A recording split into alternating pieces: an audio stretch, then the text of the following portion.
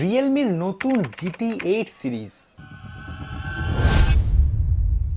21শে October চায়নাতে কিন্তু রিয়েলমির নতুন GT8 সিরিজ লঞ্চ হবে এবং তার ফার্স্ট লুক তোমাদেরকে দেখিয়ে দিয়েছি। এই সিরিজে দুটো ফোন লঞ্চ হবে, একটা হচ্ছে Realme GT8 and GT8 Pro। আর এর যা স্পেসিফিকেশন ভাই, মানে ক্যামেরা বলো সব কিছুতে একদম আগুন। বেসিক্যালি রিয়েলমি তাদের GT8 সিরিজে রিচো ব্র্যান্ডের সাথে পার্টনারশিপ করেছে। রিচো যাদেরকে যারা জানো না, তারা এটাও কিন্তু একটা বড় সড়ো লেভেলের ক্যামেরা ব্র্যান্ড। তো এই ব্র্যান্ডের সাথে তারা পার্টনারশিপ করে তাদের GT8 সিরিজে কিন্তু রিচো GR ইম্যাজিন টেকনোলজি নিয়ে আসবে। ইম্যাজিন নয়, মানে ইম্যাজিন, মানে ইমেজিং। রিয়েলমি GT8 প্রোতে থাকবে একটা 200 মেগাপিক্সেলের 1x1.56 ইঞ্চের একটা স্যামসাং এর HP5 পেরিস্কোপ টেলিফোটো সেন্সার। তার সাথে 50 মেগাপিক্সেলের একটা প্রাইমারি সেন্সার থাকবে, যেটা হবে সনি LYT808 সেন্সার। এবং তার সাথে এগেন একটা 50 মেগাপিক্সেলের সেন্সার হবে, যেটা হচ্ছে স্যামসাং এর তরফ থেকে JN5 সেন্সার।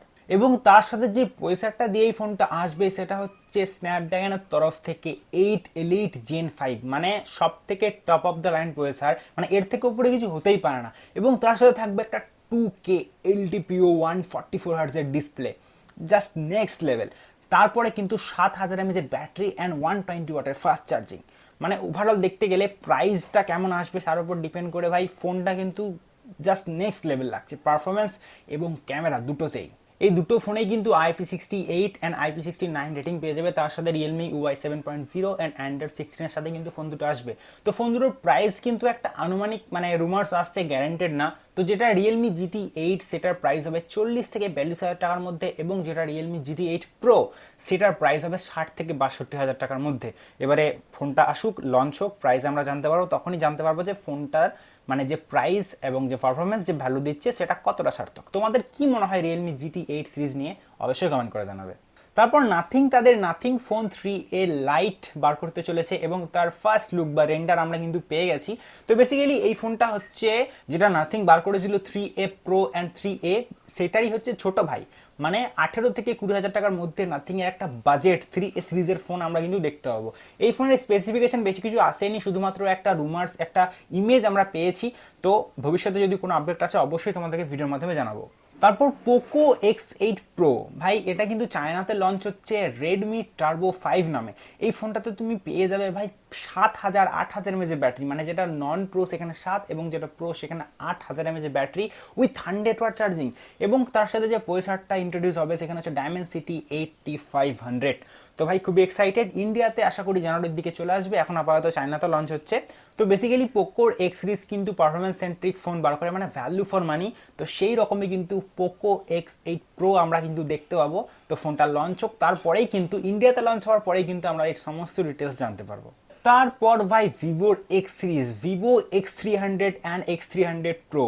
ভাই ভিভোর top of the line flagship camera phone কিন্তু এগেন আবার নতুন করে লঞ্চ হতে চলেছে। তো এই ফোনটার মধ্যে যা যা স্পেসিফিকেশন তোমরা পাবে বা ক্যামেরার স্পেক্স তোমরা শুনবে, তো শুনেই মানে তোমাদের মন ভরে যাবে। তো আমি এক এক করে বলছি, তো তোমরা ধ্যান সে শোনো। এই ফোনটাতে প্রসেসর হিসেবে থাকবে ডায়মেনসিটির তরফ থেকে 9500।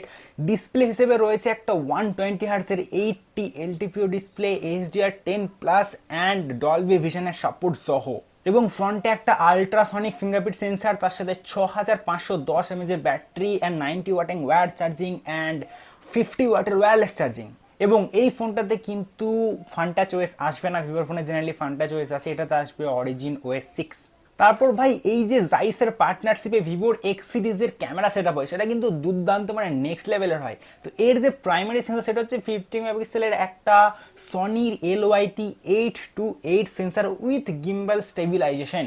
তার সাথে 200 মেগাপিক্সেলের একটা স্যামসাং এর HPB টেলিফোটো পেরিস্কোপ সেন্সার। এবং তার সাথে এগেন একটা 50 মেগাপিক্সেলের আল্ট্রা ওয়াইড সেন্সার, এবং ফ্রন্টেও রয়েছে 50 মেগাপিক্সেলের একটা স্যামসাং এর JN1 সেলফি শুটার।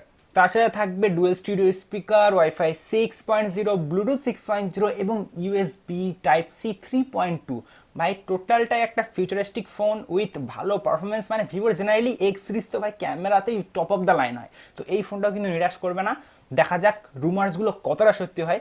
তো যখন ইন্ডিয়াতে আসবে নেক্সট আমরা আরও আপডেট পাবো ভিভোর অফিসিয়াল ওয়েবসাইট থেকে বা আরও অন্যান্য তথ্য পাবো, তখন তোমাদেরকে অবশ্যই ভিডিও করে জানাবো। তো আজকের জন্য এখানেই আমার টেক নিউজ শেষ। পরবর্তীকালে আমি চাইবো এরকম ভিডিও যেন আমি আরও করতে পারি এবং একটা ভিডিওর মধ্যেই অনেকগুলো ফোনের আপডেট তোমাদেরকে দিতে পারি। তো আজকে আমার কাছে এই কটাই ফোনের আপডেট ছিল। আবার নেক্সট যখন ভিডিও করব নেক্সট ফোনের আপডেট তোমাদেরকে অবশ্যই জানাবো, এবং এই ফোন কটা সম্বন্ধে তোমাদের যদি কোনো কোয়েশ্চেন থাকে অবশ্যই কমেন্ট করো। আমি যদি জেনে নাও থাকি আমি রিসার্চ করে তোমাদেরকে জানানোর চেষ্টা করবো এবং আমি প্রত্যেকটা কমেন্টের রিপ্লাই দিই। তো টাটা।